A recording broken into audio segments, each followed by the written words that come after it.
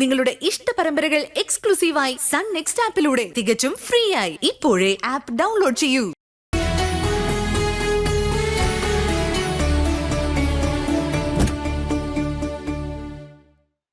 ഈശ്വര, മോളെ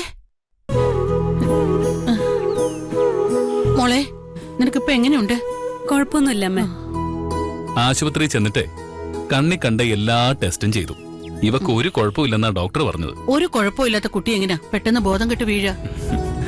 അതിന് വലിയ അത്ഭുതമൊന്നുമില്ലല്ലോ. ഇവൾക്ക് പണ്ടേ ബോധമില്ലല്ലോ. അമ്മ ഒന്നും മിണ്ടാതിരിക്കടാ.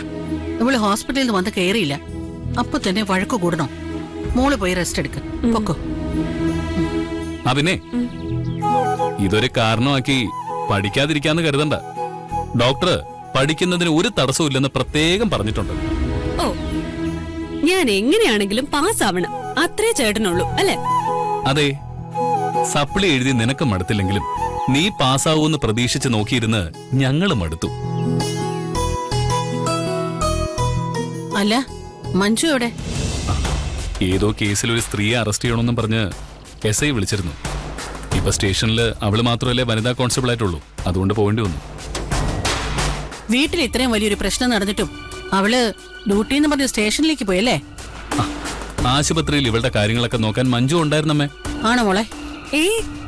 മഞ്ജു മഹിമയും വന്ന് എന്നെ ഉറങ്ങാൻ സമ്മതിക്കാതെ കുറെ നേരം കത്തിവെച്ചിരുന്നു. അല്ലാതെ എനിക്ക് ഒരു സഹായം അവരെ കൊണ്ടുണ്ടായില്ല. നശിച്ച പെണ്ണ് ഈ വീട്ടിൽ കയറിയപ്പോ തൊട്ട് എല്ലാം മോശമായിട്ടാ നടക്കുന്നത്. സ്വപ്നം ബോധം കെട്ട് വീണതിന് മഞ്ജു എന്ത് ചെയ്തമ്മേ? അവള് വന്നതിന് ശേഷം ഇവിടെ എല്ലാവർക്കും ടെൻഷനും പ്രഷറും കൂടിയില്ലേ? അത് സഹിക്കാൻ വയ്യാതെ ആയിരിക്കും ഇവള് തലകറങ്ങി വീണത്. ഇങ്ങനെ തൊട്ടതിനും പിടിച്ചതിനൊക്കെ അവളെ കുറ്റം പറയരുതമ്മ. നമുക്കും ഒരു പെൺകുട്ടിയുള്ളതല്ലേ, നാളെ ഇവളെ ഏതെങ്കിലും വീട്ടിലേക്ക് പറഞ്ഞയക്കാനുള്ളതല്ലേ. അവിടെ ഉള്ളവര് ഇവളോട് ഇങ്ങനെ പെരുമാറിയ നമുക്ക് സഹിക്കോ? അവളുടെ കുടുംബത്തോടും ജോലിയോടും നമുക്ക് വെറുപ്പുണ്ട് എന്ന് കരുതി അവളെ എതിർക്കുമ്പോ ഒരു മാനുഷിക പരിഗണനയൊക്കെ കൊടുത്തൂടെ?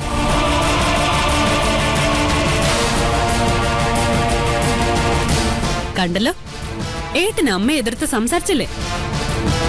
എതിർത്ത് സംസാരിച്ചൊന്നുമല്ല, അവൻ അവന്റെ അഭിപ്രായം പറഞ്ഞെന്ന് മാത്രമേ ഉള്ളൂ. അമ്മ ഇങ്ങനെ കണ്ണടച്ചിരുട്ടാക്കിയിട്ട് ഒരു കാര്യവുമില്ല. എനിക്ക് എന്ത് സംഭവിച്ചാലും കുഴപ്പമില്ല, മഞ്ജുവിന് കുറ്റം പറയരുതെന്ന ഏട്ടനിപ്പൊ പറഞ്ഞിട്ട് പോയത്. നാളെ ഇത് തന്നെ അമ്മയെക്കുറിച്ച് ഏട്ടൻ പറയും. ഇതൊക്കെ ആ മഞ്ജുവിന്റെ കളിയാ. മാധവൻ ബാക്കി വെച്ച പ്രതികാരം തീർക്കാനാ ആ മഞ്ജു വന്നിരിക്കുന്നെ. അവൾ ഈ കുടുംബത്തിന്റെ നാശം കണ്ടിട്ടേ പോവും.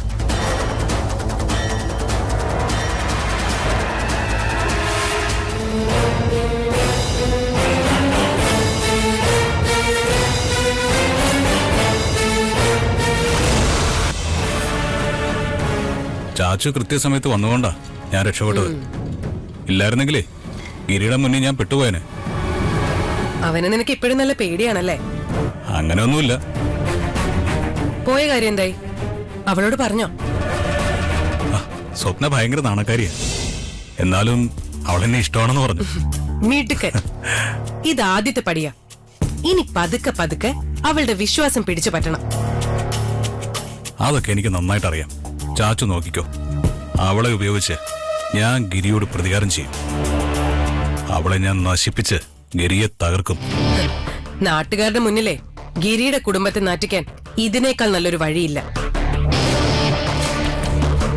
നിന്റെ ഉദ്ദേശം നടക്കുന്നവരെ ഗിരി ഇതിനെക്കുറിച്ചൊന്നും അറിയാതെ സൂക്ഷിക്കണം. ഗിരി മാത്രമല്ല, ഡാഡി അറിഞ്ഞാലും പ്രശ്നമാ. ഗോപാലേട്ടനൊന്നും അറിയാതെ ഞാൻ നോക്കിക്കോളാം. നീ ധൈര്യമായിട്ട് സ്വപ്നയുടെ കാര്യം നോക്കിക്കോ.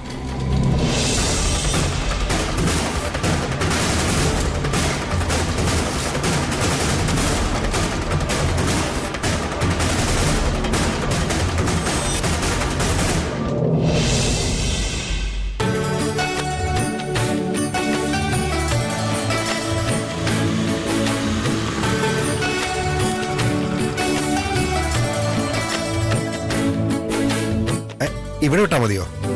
ഞാൻ വേണമെങ്കിൽ കോച്ചിങ് സെന്ററിന്റെ അകത്തുകൊണ്ട് ഇവിടെ. അത് വേണ്ട, അവിടെ ചേട്ടന് പരിചയമുള്ള ആളുകളുണ്ട്. അവര് വഴി ചേട്ടനെല്ലാം അറിയും. ആ അതും ശരിയാ.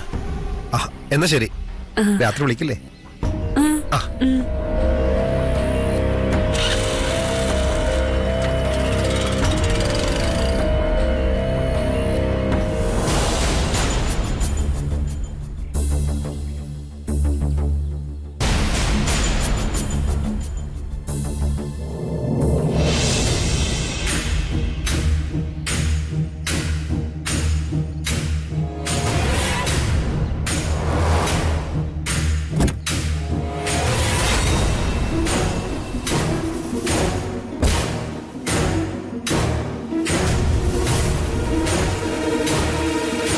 എന്താ മോളെ വൈകിയത്?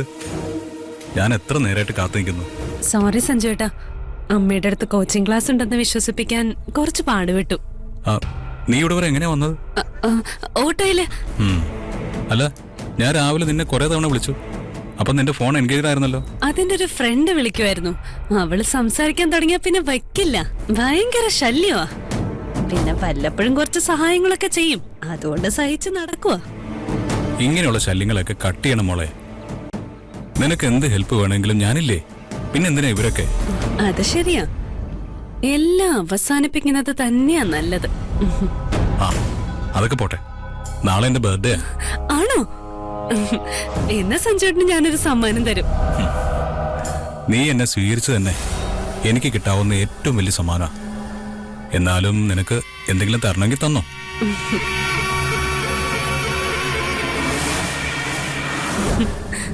ആ ഇവിടെ നല്ലൊരു പാർലറുണ്ട്, നമുക്ക് ഒരു ഐസ്ക്രീം കഴിച്ചാലോ? ഓക്കെ. വാ.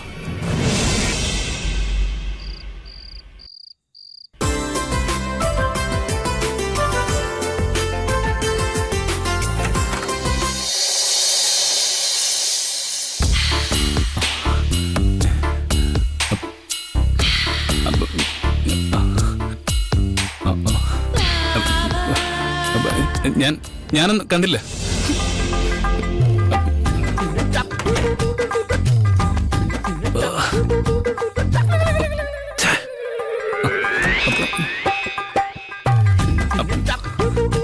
നിനക്ക് വല്ല ബോധമുണ്ടോ? ഡ്രസ് മാറുമ്പോ ഡോർ ലോക്ക് ചെയ്യണമെന്ന് അറിഞ്ഞൂടെ? ആരെങ്കിലും കയറി വരൂലേ? കഴിഞ്ഞ ദിവസം ലോക്ക് ചെയ്തതിന് എന്നെ വഴക്ക് പറഞ്ഞല്ലോ. ഗിരിയേട്ടനകത്തേക്ക് വരുന്നതിന് മുമ്പ് വാതിലൊന്നും മുട്ടായിരുന്നില്ലേ? ഇങ്ങനെ അങ്ങ് ഇടിച്ചു കയറി വന്ന ഞാനിപ്പോ എന്ത് ചെയ്യാനോ? എന്ത് പറഞ്ഞാലും ഒരു ന്യായം പറഞ്ഞ് തർക്കിച്ചോണം. നിനക്ക് പറ്റിയ പണി പോലീസല്ല, വക്കീല. അതാവുമ്പോ ഇങ്ങനെ തർക്കിക്കുന്നതിന് കാശ് കിട്ടും. ഉത്തരം മുട്ടുമ്പോഴേ എന്റെ ജോലിയെ കുറ്റം പറഞ്ഞിട്ട് ഒരു കാര്യമില്ല. അയ്യടാ, എനിക്ക് ഉത്തരം മുട്ടിയിട്ടൊന്നുമില്ല. തെറ്റ് നിന്റെ ഭാഗത്താ. നീ അകത്ത് ഡ്രസ്സ് മാറുകയാണെന്ന് ഞാനെങ്ങനെ അറിയാനാ? അറിഞ്ഞിട്ടാണോ അറിയാതെയാണോ കയറിയെന്നൊന്നും എനിക്കറിയില്ല. എന്തോന്നാ ഞാൻ നീ ഡ്രസ്സ് മാറുന്നത് ഒളിഞ്ഞു നോക്കിയെന്നാണോ പറയുന്നത്? എനിക്ക് അങ്ങനെ ഒളിഞ്ഞു നോക്കേണ്ട ഗതികേടൊന്നുമില്ല. നേരെ നോക്കാൻ ധൈര്യമില്ലാത്തവരൊക്കെ ഒളിഞ്ഞു നോക്കും. എന്താ പറഞ്ഞേ? ഒന്നുമില്ല. എടി, ഞാൻ അങ്ങനെ ഒരു വൃത്തികെട്ടവനൊന്നും അല്ല, മാന്യനാ. ഇന്നേ വരെ ഒരു പെണ്ണിനോടും ഞാൻ മോശമായിട്ട് പെരുമാറിയിട്ടില്ല. അതിനുള്ള അവസരം കിട്ടാഞ്ഞിട്ടല്ല. എന്റെ പുറകെ എത്ര പെണ്ണുങ്ങളാണ് നടക്കുന്നതെന്ന് നിനക്കറിയാമോ? എത്ര പേരുണ്ട്? ഞാനാകെ ശാലിനിയെ മാത്രമേ കണ്ടിട്ടുള്ളൂ. എടി, എന്താ ഇവിടെ ഒരു ബഹളം? നീ ഗിരിയുടെ ഒപ്പത്തിനൊപ്പമൊക്കെ സംസാരിക്കാറായോ? പെണ്ണുങ്ങളെ തല്ലില്ല എന്നുള്ള സത്യം ഇവൻ മാത്രമേ ചെയ്തിട്ടുള്ളൂ, ഞാൻ ചെയ്തിട്ടില്ല. എന്താ നിനക്ക് കാണണോ? എന്താ പ്രശ്നം? അത് പിന്നെ പറ, അമ്മ ചോദിക്കല്ലേ. നിന്റെ ശുപാർശ ഒന്നും വേണ്ട, എന്റെ മോൻ എല്ലാം പറയും. എന്താ സംഭവിച്ചെന്ന് പറ മോനെ. തെറ്റിവളുടെ ഭാഗത്താണെന്ന് എനിക്കറിയാം. അല്ല, അത് ഞാൻ